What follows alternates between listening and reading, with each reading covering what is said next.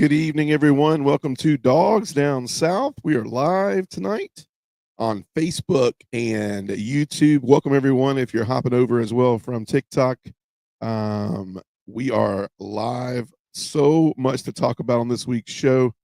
We're going to talk just a little bit about Carson Beck, but I'm sure the world is already tired about the Carson Beck drama. We're going to get to a little Mike Bobo, just a little bit of Mike Bobo tonight. Talk a little bit about some key things for next year. I mean, it's here. There's one more game left. It's Notre Dame, it's Ohio State, but as per Georgia, we are already very heavy into recruiting for next year. We're heavy into prep for spring, and it's right around the corner, crazily enough. We're mid-January, so for a lot of schools, they gear up into February all the way to end of March for spring football. We're going to talk about final SEC power rankings, and then we're going to pick the national championship, and we're going to have a little closing stuff. But let me add my man, Richman, to help us out tonight. What's up, Richman? How's it going this evening? Howdy doody. It's good to see you, man. The 25 to 40 degree weather in Georgia. I see the beanie. We were talking earlier, and it's like, might as well. It's time to wear it, man. If you're going to wear it, because it's that time of year. It's chill. It's cheery up here. It's cheery. It's cheery and chilly. Maybe you eat some Cheerios in the morning instead of your Cheerios. Dude, hadn't really went live together. Missing my man Fish tonight. He's a little under the weather, but shout out to Fish. I haven't been really live all together, man, since the national championship, really full blown. But first off, before we get started tonight, how do you feel about Notre Dame, Ohio State? Like, looking forward to this one? Not really. I'm gonna watch the game, but I'm not that totally excited. Yeah, a little bummed. Last night went live on Dogs Down South on TikTok, which we're gonna hop over there a little bit later on, just for a little while. And but a lot of Ohio State fans, a lot of Notre Dame fans.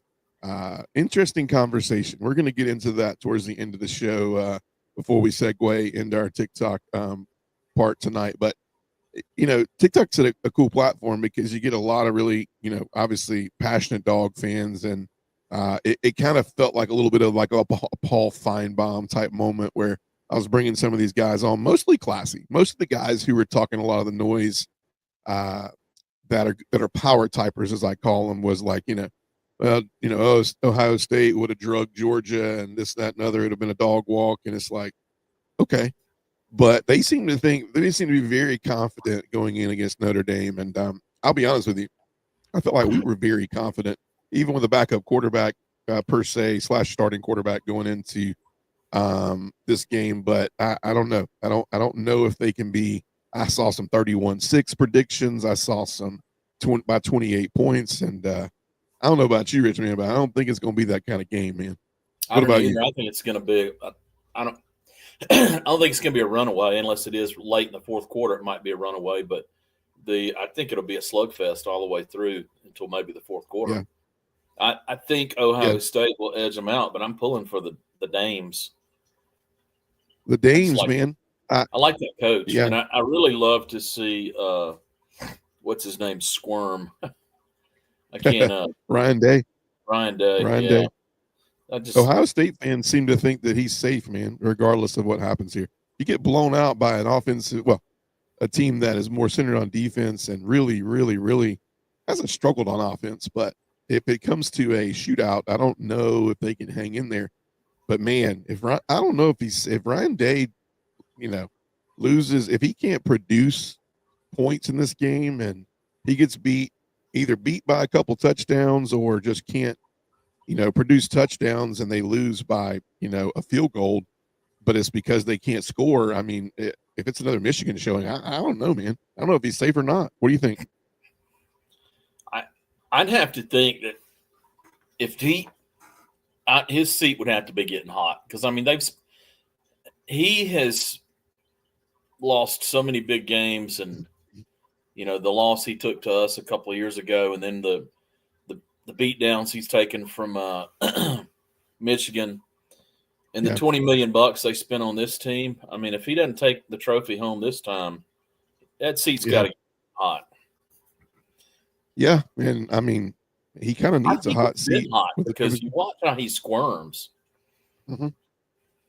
Yeah, he's under some pressure. I mean, the Ohio State fans seem to this seems to be very, and maybe it's just the ones that I run into on live feeds, but they seem to feel confident that with the win over Tennessee and the win over Oregon and the great showing against Texas, that win or lose, he's good to go. I will tell you this, that they open up against Texas next year and they get Michigan again, but he may survive a loss in the Natty, but I don't think they'll fire him mid-year. I could be wrong, but you lose to Texas next year and then you definitely lose to Michigan again. You can't lose to Michigan again, but they said that last year. So I don't know. I mean, we're going to pick the game later so we can give our final comments, but let's hop into something. Obviously we want to spend a little time on this. So big hot story since we kind of got together last episode after Sugar Bowl recap was Carson Beck. So, what the biggest questions about Carson? So the answer is, number one is this move to Miami. Obviously, if people are just don't know or in a bunker somewhere and hiding, he took an NIL deal that has been ranged from $3 million to $4 million, somewhere in that mark, to Miami to be the starting quarterback. We don't even know if this UCL. I mean, a little background on the UCL. He had surgery on the 23rd of December. He was injured in the SEC championship game, obviously, on December 7th. It was performed by Dr. Neil. Man, this is a name. El Atrache in Los Angeles. Is expected to make a full recovery, resume throwing in the spring. Now, this apparently was not full-blown Tommy John surgery, even though people are calling it Tommy John surgery. They're expecting him to be throwing again in 5 months, which would be spring. Right. So question is what is this move about really? Like, what do you think? Was this more about Carson Beck seeing the silver lining in Athens? Dude, this was brilliant. This was a brilliant move for Carson Beck because well, number one, for the money, and number two, I don't know that things had soured in here, but there's a lot of stuff going on behind the scenes. Who knows what it's really like? But I do know from Carson's perspective, I had those receivers and they dropped so many balls this year, and that's why I had all the interceptions. And I'm losing the whole offensive line at Georgia. You turn and look at Miami; they're bringing back 4 starters on the offensive line, and they're considering that to be their team strength. I'm sure they got some weapons for him. So, and here's the other thing. I mean, nobody knows how he's going to throw the ball next year after this injury. But if he goes down there and has a decent season, his draft stock's going to shoot right back up. So, I mean, I think it's a brilliant move for him. Right. And actually, I think it's a good move for us too. So that's the other side. But so you mentioned this. You think it will strengthen his draft stock, or you think it'll worsen it? Well, I mean, that depends on his play. Right. If he goes down, he has a clean season. He doesn't throw too many interceptions, and he gets some numbers in there. His draft stock's going to shoot straight up. If he goes down there and has a horrible season, then he's probably done. But he's made his money in the NIL game, and then he can he can take his $7 million and go be a Lambo salesman or something. Maybe, because he's not going to get. I mean, $3 million, and so many stories right now going around about. I mean, you heard what Levitz is getting paid, right? He's getting paid $900,000 to be a starting quarterback. No. Wow, it's crazy, man. Like, if you go late rounds or you don't go and you pick up a contract, I mean, in their world, you're talking peanuts. I mean, you and I'd love to go pick up a contract for $900. Right. And a lot of this, like, I mean, a lot of them talked about, there was some mental illness possibly going on. How he dealt with the interceptions he threw in the middle of the year. He's close to family here, but his girlfriend, obviously the iconic as you call it, one of the Cavender twins. She was very beneficial for that, which I guess in this day and age, you lean on your girlfriend in college more than your parents. Probably the problem right there. You lean on your girlfriend for those type of issues instead of your parents. Hey, what I said, plus she's the icing on the cake for him. I mean, what a great move. Yeah. I mean, is this at the end of the day? But the answer questions are: we got $3 million out there now. Here's the two things, and I'm gonna ask the third question. Number one, I come to find out today, Cam Ward, right, Heisman finalist. You're breaking up. Say that again. I said Cam Ward, Heisman finalist. $1.8 million is what Miami paid him. So they go out and they pay Carson a little less, but almost twice what Cam Ward was getting. If it was $3 million, I've heard 3, 4. I don't really know. Some people have said 4, but I've heard 3. So does this? I mean, what does this set? I mean, this could help him tremendously. But Richman, if he doesn't produce this year, if that UCL doesn't get back to form, and he doesn't do well in this conference, better yet, I mean, we're not even talking about Miami and what he can do for their team, because it's so far away from team goals anymore. And we're really talking about like personal goals. I mean, think about it. Players are talking about their draft stock, and, you know, why are these players hopping in the portal? Well, they're looking out for me, right? Themselves. Some of it's money driven. Some of it's wants to play for a contender, whatever. I mean, I'd love to be a fly on the wall and know why, but this could also be really bad for Carson Beck, because if it doesn't turn out, I mean, he's playing in the ACC. He had the excuse of, well, he played one of the toughest schedules in college football. Half those games were on the road, and he still did this, and this. Is Miami now an ACC contender any more than they were with Cam Ward right now? And we don't know the surrounding cast, but do you think they're more of a contender, or do you think they're less of a contender now? I don't see them being a contender. I mean, maybe they're going to be. Who knows? It's ACC, man. But he could be a contender for the ACC, but I don't think that's his game plan, man. I think his game plan is to get somewhere and have a good, clean season. You know, put some numbers up and do away with the interceptions and showcase himself for the next level. That would be my thinking. It's so crazy because, you know, you wonder what our problem was. Parts of our problems were this year, and you just said it. I mean, there was a lot of what's in it for Carson Beck. What's in it for Carson Beck? This could have been a year where he's like, I'm really more concerned. Those interceptions could have been more mental to him to go, man, my draft stock's plummeting, rather than, man, I'm not helping my team play very well, contribute to my team, try to win football games. And that might be the culture issue, because I will tell you, there's something to say about Kirby Smart doing a lot with less. And you look at the stars behind Stetson Bennett's name, you look at the stars behind Jake Fromm's name. Jacob Eason was a 5-star, but Fromm did more than Jacob Eason did. It showed. Now Eason may have gotten hit with injuries, but I don't know about you, but I was really excited about Jacob Eason, but I don't feel like he was ever really, really there long enough to contribute the way the Dogs thought he would as a 5-star quarterback. But I don't know. I mean, to seal the deal on this Carson Beck thing is, I wish him the best of luck. I think that the Hurricanes, this is a big soap opera. I think Miami is being Miami. I mean, you got a prima donna quarterback with a UCL. You don't even know if it's going to work right. You already gave him $3-4 million. The Cavender twins are involved. It's 1 year. And what do you do after that? You've invested all this in a practically a coin flip. So, I would say this. Thank you, Carson Beck. There was some solid things you did for us, but I would say, in my opinion, and I'm not saying this as a sappy Georgia Bulldog fan, we might be, and you said it too, we might be better off coming into this upcoming year without all that controversy. And I don't know. I mean, sometimes I think we'd be better in the we would have been better in the playoffs, but I don't know, man. We'll talk about it in a little bit, but let's turn the page and let's go ahead and get the other thing off the table, and that's Mike Bobo. So I thought it would be cool to talk a little bit about, before we get into Mike Bobo, like, what do we think? Let's rank it 1 to 6, right? I want to know your thoughts. So I had 6 things down here, and I actually posed this TikTok question And I already got some responses, and we're gonna look at some of the responses as well.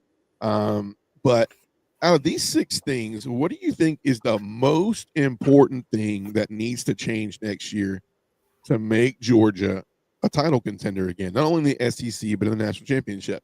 Number 1, I have Mike Bobo has to get better at play calls that find playmakers. Number 2, running game has to be present. Running game has to present itself, and I have 1,000-yard rusher with a question mark. O-line gets too deep and improves. Defense has to get back to causing more havoc. Tackling, just literally tackling. And then culture. The heart of NIL is taking away a lot of college football. And so is it just, was there too big of a culture hit? Let's go from 6 to 1. Not that they're not important, but what do you think is the least important thing out of that list really quick that needs to get better? I think the least important thing is Bobo. Wow. Okay. I think the most important thing is the line. Okay.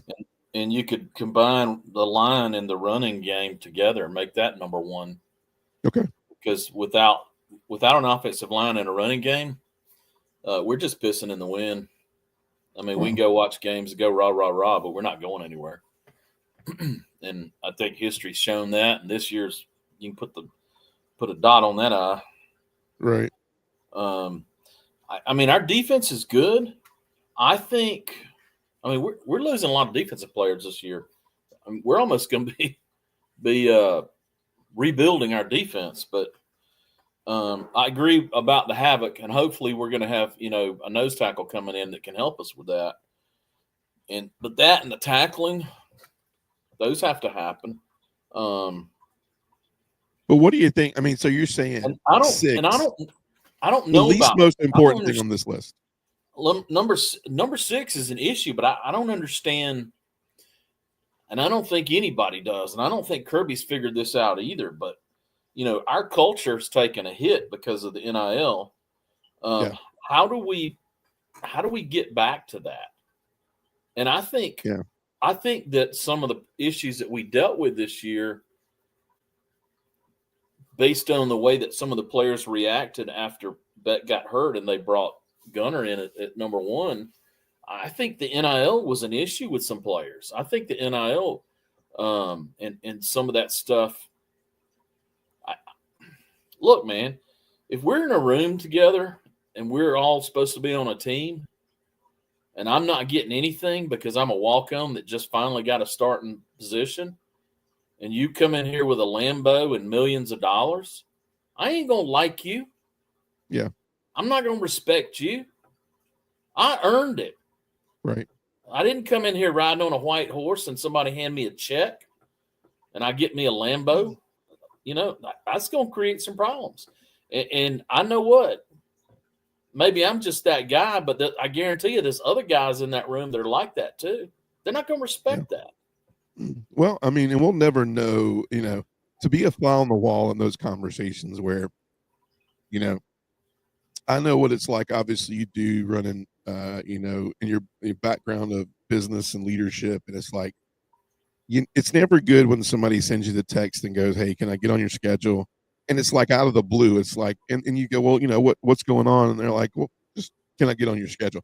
So obviously there's players that are like walking in and Kirby knows what the conversations look like. And so what do those conversations look like from, some of the people that it was like, this came out of left field? The ones that came out of left field for me, if I had to pick one that was NFL left field, maybe 2. That was probably Dylan Fairchild and Jared Wilson for me. I think they could have both used another year. Yep. And then the one that was really left field as far as portal was, I didn't understand Damon Wilson. Damon Wilson could have been a money ploy because he went and visited Missouri, but he's supposed to be going to visit Ohio State, and that's where a lot of people are saying he's going. Now, what does that tell me? That tells me they're losing. They're losing 8, 9 vets on defense next year, just like us. Ohio State's losing a lot on defense next year, and they recruit well, so they'll be fine athletically. But I think he sees money, and I think he sees an opportunity to play because, Ryan Day or whoever is selling that. But I think that was a mistake, because if he was a dog, then he would have seen, oh wow, so Mpemba's out. We lose Michael Williams, which you knew that. We lose Mpemba, we lose Troy Bowles to the portal, we lose. I mean, it was his time. He was next man up. But those conversations don't go out. I think the least important is culture, because I think culture and NIL, I think you can control culture from a standpoint of what's the locker room like, what's the attitude like, what's the team morale like, how do we practice. We're still at a school that has it all together. But the NIL piece is always a little bit of a dinger, but I still think it's 6. I think we're on the same page though. I think I think we got some guys that are going to be able to athletically come in and cause more havoc. I don't know about you, but I think once we find that great middle piece, maybe Christian Miller improves, gets stronger this year, and he's a force down there with Elijah Griffin and some of those guys coming back. I just think we can. I think we can cause some havoc next year. We got some really good young linebackers coming in. Secondary should be fine. So I think havoc would be 5th on my list. I think 4th would be probably be. I would agree with you. I think Mike Bobo would be 4th on my list, because I think if you can get the line play and you can get the run game going for a Bobo, you take a lot of pressure off of his play calling. So I would say then for Bobo, I would say then tackling, because tackling, it was an issue at times. And definitely, but I will tell you, number 1 on my list is not,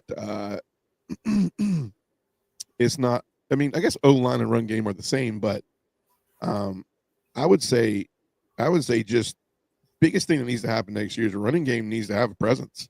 We need to have a 1,000-yard rusher next year. And if we have a 1,000-yard rusher, or if we have a combined 2 or 3 backs with 1,000 to 1,500 yards rushing, I would say 2 backs running for at least 1,500, 1,800 yards next year, we should be in the national championship, at least winning the SEC next year. But it's very interesting, because I will tell you, posed a question on TikTok, I kind of dwindled it down to 3 things. But the number 1 answer from a lot of the TikTok guys going to it are Mike Bobo. They don't, I mean, and that's the average fan. They're like, fire Bobo. They don't like Bobo. They fire him. They're tired of seeing it. He's the Achilles heel.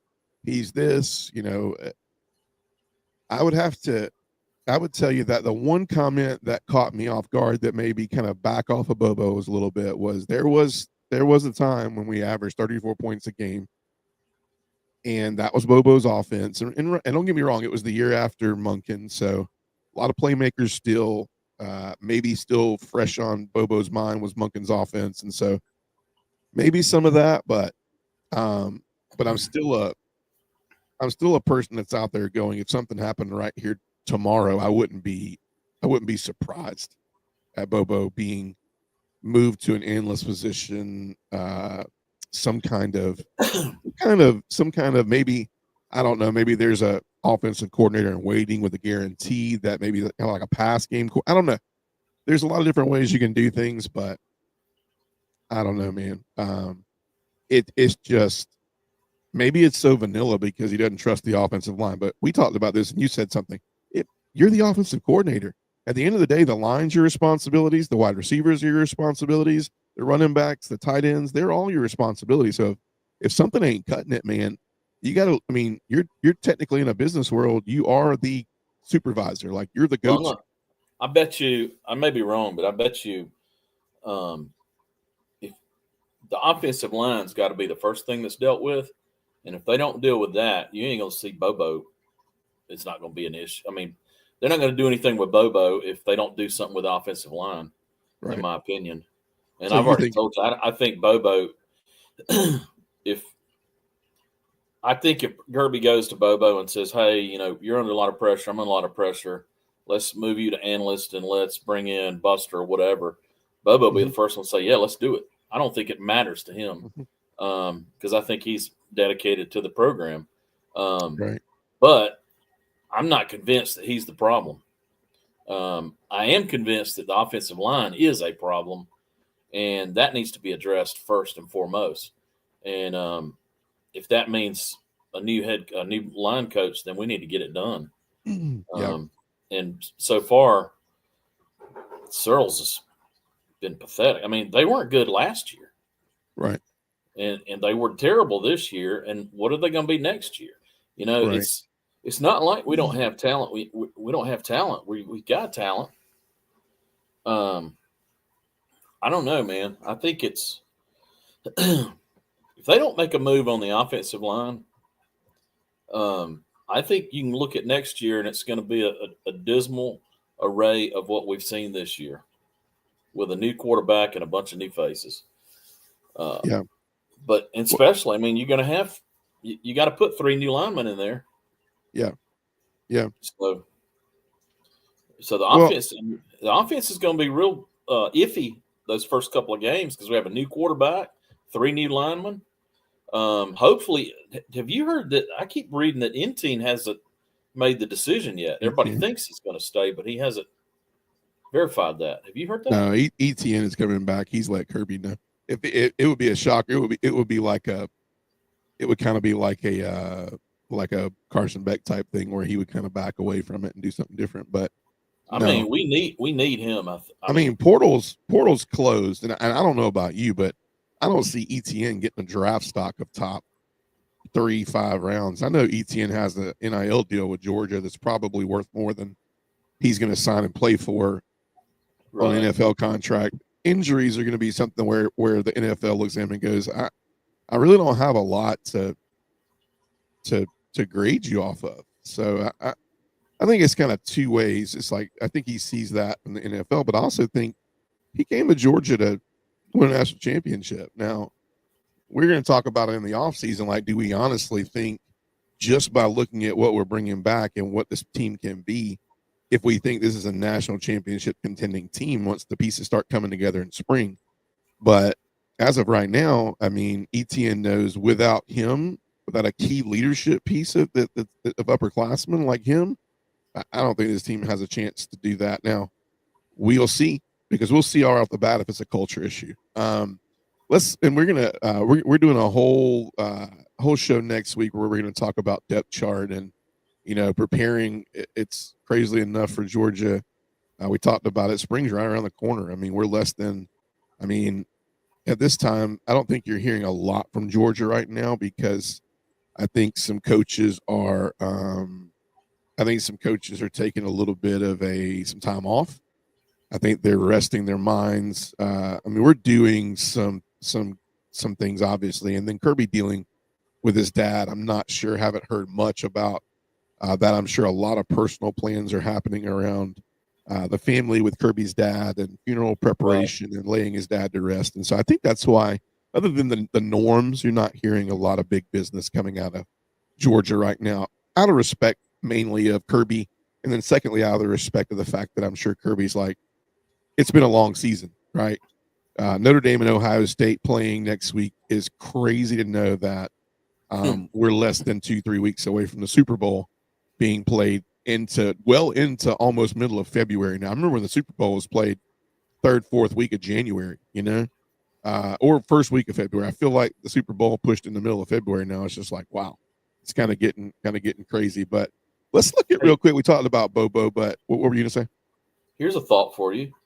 What do you think that does to the team, those teams going into the spring? Are those players going to be tired going into the spring, not have enough time off? I think mentally, what starts to happen is these players understand.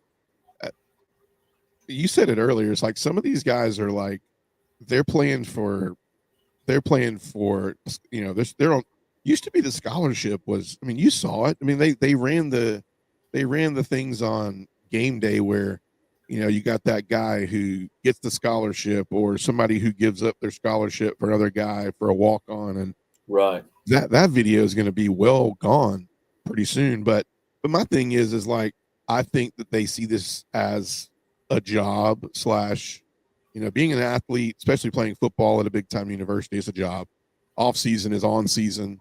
You're just basically getting a little bit of mental rest here and there more than you are in the regular season. But I mean, the 20th, these two teams on Monday are going to hang up their cleats. Somebody's going to do a couple of parades, things of that nature. All the hype is really not going to end for that team that wins it all until like February 1st. And then 30 days from there, they're taking the field for spring practice. Wow. Yeah. That's crazy, right? Hey, I've got another question for you. Sorry I'm asking these things out of left field, but my mind just kind of goes like that. So do you think remember the Jan Kemp era that really messed Georgia up? Remind me. She was a professor at Georgia and threw all these accusations at Dooley because the players weren't having to meet the standards, academic standards. And then Georgia went on this really rigid academic standard, and we lost out on a lot of recruits. Do you think that it's completely out the window now? That there's no academic standard. These guys are coming to play ball, getting paid, and they give them some remedial stuff that doesn't even matter. I think that's your number two portal argument. There hasn't been a lot said about, meetings, conversations, and things that obviously will have to wait until January 21st to happen. But there will be the coaches will meet, and there will be talks behind closed doors about evaluating the playoff system, evaluating NIL. I have to think this is NIL. They could have just said, "Hey, this is a 3-year, 4-year deal thing. We're not going to even take a note on it for a year or two. We're just going to let it ride, and then. But I don't think that's happening. I think this is too much of a big move with NIL that they're going to have to assess it for a while each year. It's kind of like your yearly checkup at the doctor, So I personally think that academics have to come into play. I think academics have to be huge. I mean, it could be connected to your money. I mean, there's rumors that Shedeur Sanders didn't go to not one class. There's a TikTok video floating around of him meeting his teacher that apparently he got this is all opinion, or not factual, I should say. But he met the lady that he got an A from in some kind of class on a TikTok video because he never attended the class.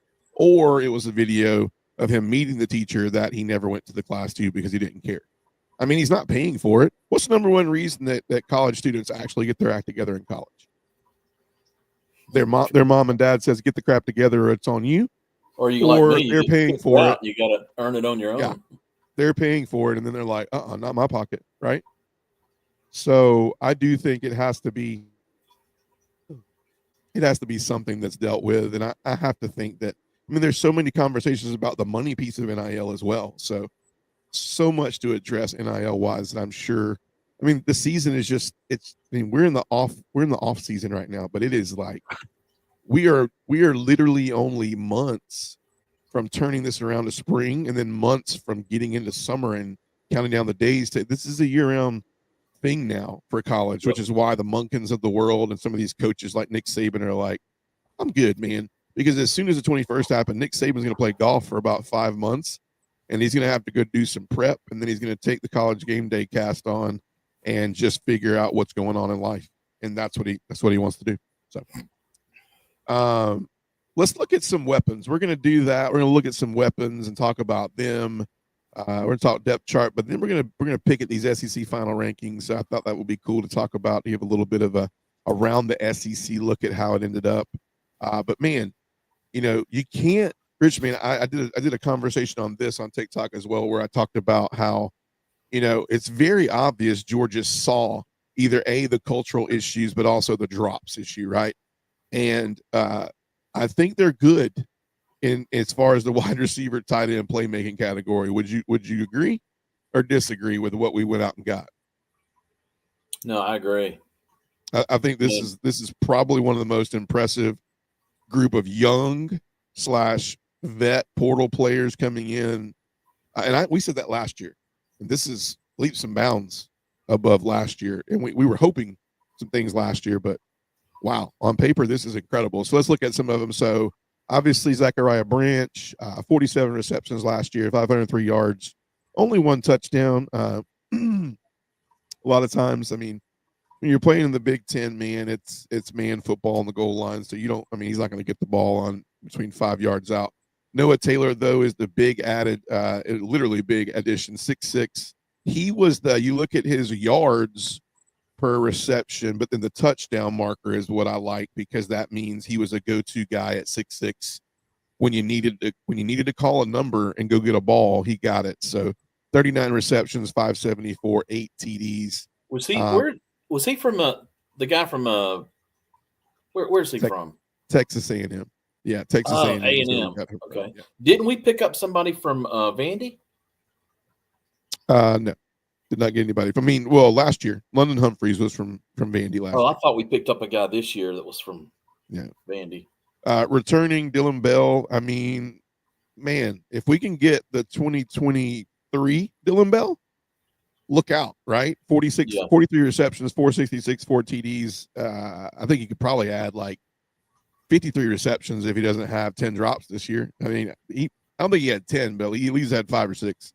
So you're looking at like 53, 54. We picked up his brother too. Yeah. Big pickup there. Micah Bell, really scat, fast back. Don't really know what capacity he will play in, but we will see. I'm pretty sure with NIL, he had a lot to do with why maybe Dylan Bell stayed. Who knows? Like I said, fly on the wall. We'll never know what goes on. And then the big impressive thing is obviously Taylon Taylor, 5-star wide receiver out of he's up north in the I think it's in the New Jersey, Illinois. Illinois, yeah. I saw a program on him, man. That was fascinating. He's going to be interesting. A lot of people said he's going to be counted on really, really quickly, which I'm down for. I mean, I'm really down for. CJ Wiley too I don't know because I'm not a receiver kind of guy, but I don't see why those two dudes can't play now. I think they're going to have to. I think we learned our lesson last year with let's just ride it out, and these guys are going to come around. And maybe for all I know, there wasn't a lot behind these guys to come around. But there's definitely depth this year. I mean, when you look at Taylon Taylor, CJ Wiley, you look at another name to look after is Landon Raldon, Thomas Blackshear, speedsters. Landon was in the Army All-American game and was very impressive in practices. And then the additions of Elias Williams and Ethan Barber. Really cool take, really quick. Obviously, Elias Williams, 1-6A player of the year, 1,580 yards receptions. 1,580 yards receiving in his career at Camden County. Big reason why Camden was so successful this year. But a lot of people are enamored by the Elias Williams story. But I will tell you, I read a story today about Ethan Barber, and Todd Hartley was talking about Ethan Barber. Really cool story. If you get a chance, go on to Dog Nation Daily and check it out. But the word Brock Bowers was mentioned, but he said, listen, I'm not trying to compare Ethan Barber to Brock Bowers, but I'm going to give you a little excerpt of what was said. He said, I'm not comparing him, but I'm not comparing anybody to Brock Bowers. But Ethan wants to be great at everything he does. He's always wanted to do something and push himself. He said already early on, he's like, Coach, when can we meet more? When can we watch more film? When can we do more jugs machine? When can we do this? And Todd told him, he said, it's your second day on campus, man. You might got to slow down a little bit. But he said for him, the very first time he met Brock Bowers, same kind of mentality. His work ethic made him the great tight end that he was. And he thinks that Ethan Barber has the athleticism to be as effective as Brock Bowers, and he has the work ethic of Brock Bowers. And so comparisons are crazy. Had some crazy stats at Milton, helped them win a state championship this year in Georgia. So I don't know. Look out for Ethan Barber, 2,022 yards receiving in his career at Milton. And we know that 6A football in Atlanta's that's big boy football, man. So that's a lot of yards up there. So I'm excited about. I watched Milton play a few times. Those two guys are good, man. Yeah. I mean, Wiley and him they're the real deal. If you can say that watching somebody play high school ball. Yeah, it's going to be interesting, man, because those are some incredible playmakers. I think there's some playmakers that, we just hope if you throw it in the vicinity, they will get it. One thing I didn't see this year is not only catching the ball, but we didn't do Carson Beck any favors sometimes, because unless you basically stuck it in the face mask, there were some drops that everybody was just like in awe of. How did you miss it? Like it hit you dead in the face mask a couple times. So we could harp on that all day long. But man, I'm excited about wide receivers, excited about tight ends. Let's before we switch platforms and for this show and finish this particular show up for the night. Let's look at power rankings. Do a little quick. This is just where I had SEC final power rankings. I think me and Richman might agree at least within a one or two slot. So I'm just going to do 5 at a time and just see if kind of there's anybody you would turn a different direction. But these are my choices. I kind of did them, and then I looked back to see where ESPN and some people had them, and they had a couple in different spots. I'll be able to tell you where they were at. But let's do it. So 16, man, I got Mississippi State finishing up at 16. Just they made some scares out there. I mean, Georgia was one of them. But man, their Van Buren, their quarterback, transfers out. A lot of different pieces are going to have to come together this year for Mississippi State. I got them at 16. 15, Kentucky. I mean, what do you say about Kentucky? Anytime Brock Vandagriff can go in there, and the kid just retired, man. He literally retired from college football. Is crazy. Bob Stoops strikes again. I think I said it last year. Stoops is overrated in every facet. Oklahoma at 14. We might be talking hot seat really soon with this one. Arkansas right there at 13, and then I have Auburn at 12. A lot of improvements already for Auburn, but the portal and everything will, and the Jackson Arnold and the receivers and the defense, it'll tell really quick. But Richman, 16 to 12. Anybody you would change around? Like, kind of got, do you have any team higher? I might switch Missouri and Auburn. I don't think Missouri will stay up there. I think. Yeah. Well, and I'm just talking about how the season ended. This year? If it just when it crashed and burned and all was said and done, the dust settled. I think. Including bowl games. But I do think that Missouri did Missouri win their bowl game, or they lose? I thought they lost it right at the end. Yeah. No, they won it at the end. Yeah, that might be the only reason I have them a little bit ahead of Auburn, was because Auburn didn't play in a bowl. So those teams that are below Missouri, those teams did not play in a bowl game. So that's kind of why I have them where they're at. 11, I got Missouri. I think Missouri is going to fall off a pretty good ways this year. This will be a really telling year for Eli Drinkwitz, because some of those weapons that he's had carrying him for the past few years is not around. Vanderbilt next. Diego Pavia comes back. Man, look at Vanderbilt. I was looking at this compared to my pregame things from last year, and I had Vanderbilt predicted to finish dead last to the SEC. So kudos to Vanderbilt. Florida might be a little low because how hot they were at the end of the year, but I got them at 9th. Texas A&M at 8th, and then South Carolina at 7, a smidge above A&M. Any team you like more or less in that stretch? I mean, Texas A&M, just because they beat Florida, like, period. I don't think, I think both of those teams at some point at the beginning of the year, Texas A&M was hot, and then they finished, not strong. At the beginning of the year, Florida was cold, and they finished strong. So I think it kind of adds up the same way. And then the top 6, this is controversial probably with everybody. It's a little bit different than a lot of writers have out there. A lot of people have Alabama and LSU higher than Ole Miss, but me personally, they didn't play. So I'm going off of neutral field and what they look like. But I got LSU 6th. I think that this is gonna tell a lot about this year LSU team with Nussmeier coming back is going to tell a lot about Brian Kelly. That seat could be warming very soon as well. I got Alabama 5th, Tennessee 4th. I just think the beat down from Ohio State kind of knocks them down a little bit. Ole Miss at 3rd. Their bowl game, they looked good even though they played Duke. And a lot of people said that out of all the teams that were on the playoff bubble, I mean, we all know Alabama wet the bed against Michigan.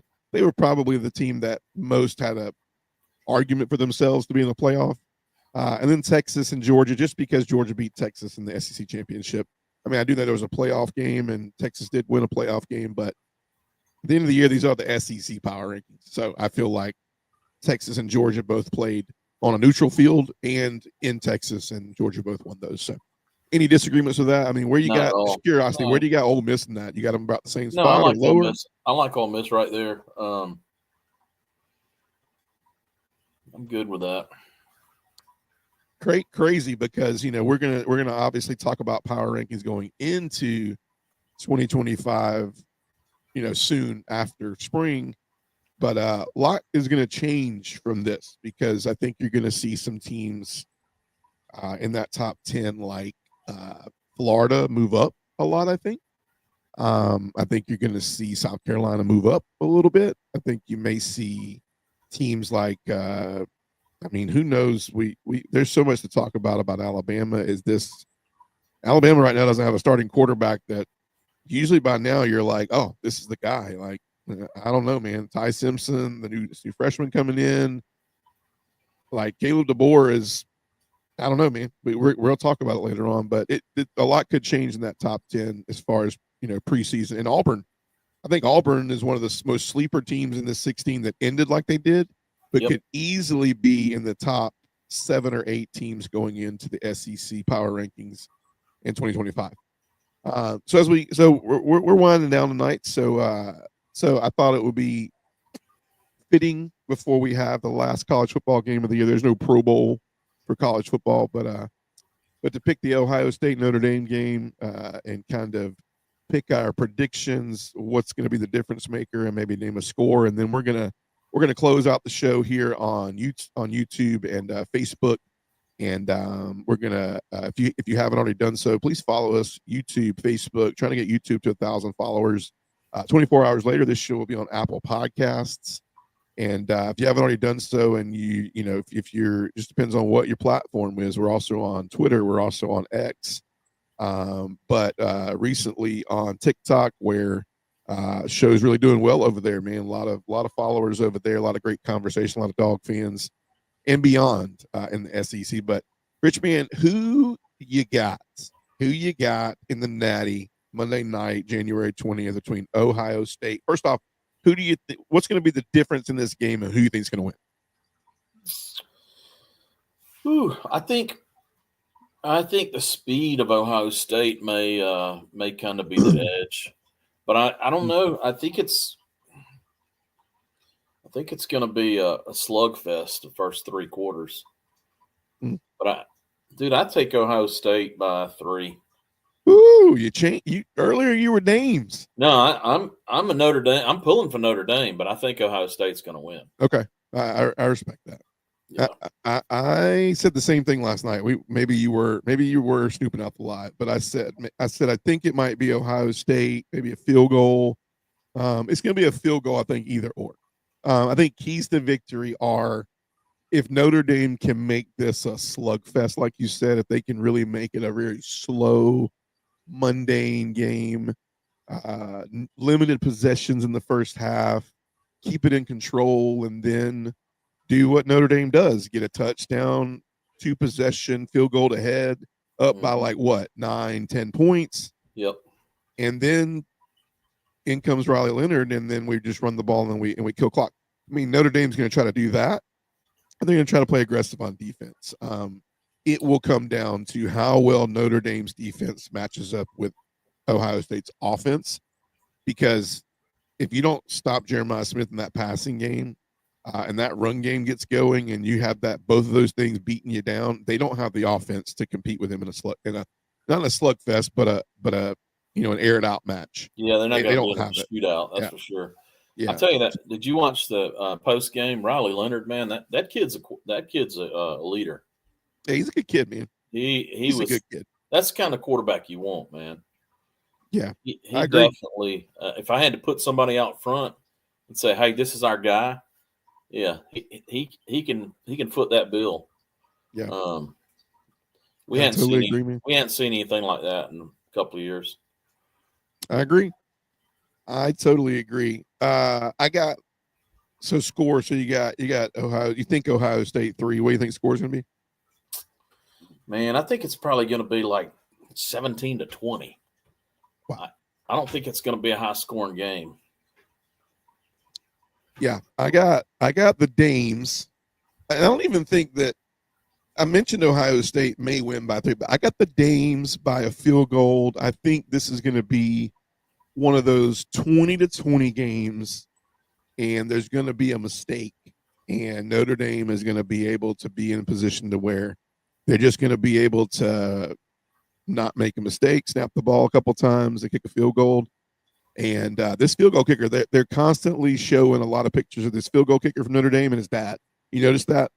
And so I think there's a story behind that, man. So I think Notre Dame kicks a field goal, man, and touchdown Jesus shows up in Atlanta in the Mercedes in the Benz, and Notre Dame, man, they get it done. And I don't know, out of the Ohio State fans and the Notre Dame fans, I think I can take the Notre Dame fans a little bit more. But yeah, I got Notre Dame 23-20. I think is what the score will be. Yeah, 23-20. I like that. I can see that. I would like that, man.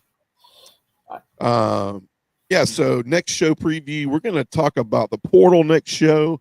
Also going to look at what does this painting look like as far as 2025 depth chart pre-spring, because we all know that crazy portal window opens up after spring.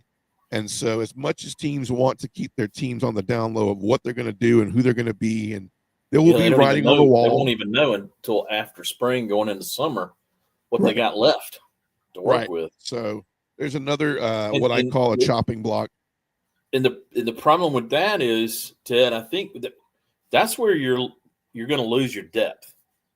Because the guys that fall to the second and third on the depth chart are like, I got to get out of here and get somewhere where I can play. I agree. And I agree because this is not about winning a national championship anymore. It's about being seen, making a little money, right? And that last portal is going to be the one that's going to be your depth chart killer. Yeah. So we got to know where we're at. And I think, Richman, the reason why I will just tell you, I'll give you a hint. I'm not worried about our young guys. I'm not worried about this line. I'm not worried about depth charts because everybody is dealing with this same deal. It's hard to keep a depth on any of your chart in college football anymore because the depth never wants to honor that second level a lot. Usually that second level is your freshmen, like your kids who are like, all right, well, I signed here and my expectation is the Chris Coles, the Justin Williams that are like, hey, I signed here as a 5-star. I'm okay with learning really hard for 1 year, but I want to play the next year. And that's your depth, You no longer have that second layer of, oh, well, these are juniors, these are sophomores. No, it's basically you got your sophomores. Who's playing in their senior year hardly anymore? I would love to see that percentage. It's you got your sophomores, your juniors. The only seniors that are playing are the ones that are not going to go to the NFL. Exactly. Role players, but your players that are playing are your sophomores and your juniors. You're depending on them for your leadership and your team, and your freshmen, your incoming freshmen become your depth. It's pretty much that's where it's at right now. So if you haven't already done so, like I said, please go like and follow. Also go over to TikTok and follow Dogs Down South on TikTok. We are posting a lot more over there daily. We are going live more as well over there daily. So we're going to hop over there very soon. Richman, for myself, man, we're just finding things to plug, man. We don't have anything to really talk about as far as week to week, but I can tell you, I call this just, you're just brewing a stew, right? This is where the slow burn has to happen for a little while. So we're going to brew the stew for a little while, but we'll keep you excited. So make sure you tune in next week to look at portal. As soon as Notre Dame and as soon as Notre Dame and Ohio State finish up, they got 5 days for any of those players to exit into the portal. I think you will start to see on tomorrow. You will start to see what's going on in Texas. Usually you see a couple days for rest and let players start to think. But I think we're very close to hearing what's going to be going on with Quinn Ewers and the future of that with Arch Manning. That'll be some big news as well. That's going to be interesting. Yeah, I think it's around the corner, man. I heard one today about Ewers going back to Ohio State. I did too. That's going to be That's interesting. crazy. I think we're going to hear. I mean, I think we got to hear. If it's NFL, I think it can wait. But I think we have to hear. So they lost on Texas played on what, Thursday? No, Friday. So you got Saturday, Sunday, Monday. So by Wednesday. So I think you're going to start hearing something tomorrow, man. I think as far as if he's going to be in the portal, he's got to tell somebody tomorrow or the last day, which is Wednesday. So, all right, man. For myself, Richman, we missed Fish tonight, man. Hope you're feeling better, but hope you guys have a great week and a great evening. And as always, go Dogs. Go Dogs.